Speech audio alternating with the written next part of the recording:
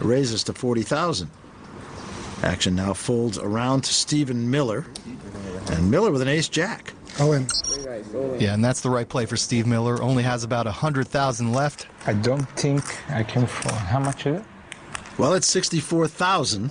And that's going to price Max Pescatore into this pot. And he makes the call. Steve Miller does have the best hand, but as you see, he's only going to win 60% of the time. I would say good luck, but you're against me, and you know I don't mean it. Likewise. So with those gestures, we come to the flop. 6-4 deuce on the flop. Great flop for Miller. He'll just need to avoid running diamonds or a king or a 10. Oh, 8 of diamonds. Look out. Now Stephen Miller is saying, no diamond, no king, no 10. And here is the river. And it is a 10. And Max Pescatore is going to eliminate Stephen Miller. Pescatore will win 228,000. Steve Miller leads with 100,000 and a story about being beaten by a joker from Italy. Well, Max is a good player. He won his World Series bracelet back in '06, the very same day Italy won the World Cup. He's got a true passion for the game of poker and his country. Hi, I'm Max Pescatore. I'm from Milan, Italy. My nickname is Italian Pirate. I'm a professional poker player. The last name Pescatore means fisherman, which it's actually a pretty good name since there is many fishes in the poker world. In my country, we don't call them fish, we call them chickens. Chicken are afraid, but they run away. Fish, they're just there, and you just throw something, and you reel them in. So it depends on the player, actually. It depends on his style. There is chickens, there is fish. So lucky! How lucky are you, sir? So lucky. I love playing poker. I love what I do. I know I'm lucky. I worked hard for it, but I also know that I'm lucky for what I do, and so I'll try my best, and that's all I can really do. First time you look at Max Pescatore, you may get the mistaken impression he's all flashy looks. The guy can play. Can play. I get the impression he's a member of the Italian water polo team. Well, the action now folds around to Erik Seidel. Seidel looking at an ace-queen. That's right. Raises it to 47,000. Fold from Pescatore. Now Nico Bailing, and he'll fold as well. Dane Lomas now with a pair of sixes. He's in the big blind. He will certainly call, if not raise. I like raising here. No, he just calls. After having taken a long look at Erik Seidel. Come to the flop. Jack, 7, deuce, couple of spades.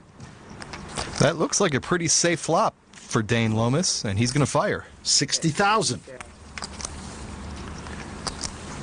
And now Seidel. And I'm not sure Seidel believes he has the best hand, but I do think Erik wants to find out how much Dane Lomas likes his hand, and he raises. To 250,000. And there's a real stare down. The onus is back on the youngster from San Diego.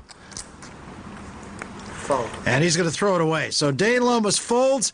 Erik Seidel playing like the professional that he is. Well, the old pro got a nice read on the youngster. Kind of showed the kid how to execute a bluff. 2008 Aussie Millions from the Crown Melbourne, where one player will follow Gus Hansen as this year's champion and take home $1.65 million in cash. That's about $1.5 million US, although by the time this is in reruns, it will surely be less. Erik Seidel going to throw that hand away. Now Max Pescatore with an ace-9 suited. Looks like he's going to raise it up. Does to 46,000. Nico Bailing now. 22-year-old German with an ace-10. He'll call. And now Dane Lomas should be a player with a king-queen. And Barry, keep in mind, this is a short-handed table. We only have 5 players here. These are 3 extraordinary hands for so few players. Nice. Lomas going to raise it to 175,000. That's That's enough to get Pescatore out of there. Now bailing.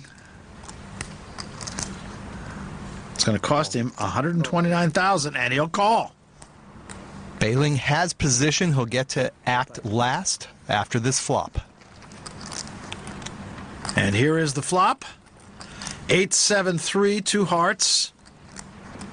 Everybody misses here. I think the guy who shows strength is going to win this pot. And a check from Lomas. I think if Bailing bets, it's all his. How much is it? Almost 5. 350 for 500. Those are not the words you like to hear when you're on the short stack. So bailing. Gonna count out a bet, and it is $150,000. 50,000. I like that bet there. If Lomas were to come over the top, Bailing could still get away from this hand, but he showed just enough strength to rake it in. So Lomas folds, and Bailing will do just that. He'll rake it in and win a sizable pot of $572,000. I'd love to see that hand. I said I'd love to see that hand. You will. I guess. Check your local listings. Your ace king? Lomas getting short and a little frustrated, but he'll find out when he watches he made the right play. Well, checking on things back downstairs, Alex Kostritsin is continuing his winning ways. He remains the chip leader at $1.9 million in chips. Ah, not enough place. Yeah, I need another table. You have bigger one? An unlikely leader of our tournament, all the way from Moscow. But that chip lead may be short-lived as we join the largest pot of the tournament so far between Mike Chrysanthopoulos, who moved all in with ace-king, and Robert Holster, a 38-year-old painter from Australia who called with the kings. Chrysanthopoulos all in, tournament at risk. Oh, he got the ace on the flop. Wow. Holster is stunned. Holster is in terrible shape because Mike C has a king in his hand. There is, after the turn, the 3 of diamonds, only one card in the deck for Holster, the king of clubs. Otherwise, Mike C will double up and take the chip lead. And here's the river. It is a 3 of clubs. Chrysanthopoulos wins another huge pot, over $2 million. Holster's not out, but he is devastated. And Chrysanthopoulos now leads the Aussie Millions in his hometown. Probably just a dream a few days ago when he gained entry to this tournament by winning a $120 satellite.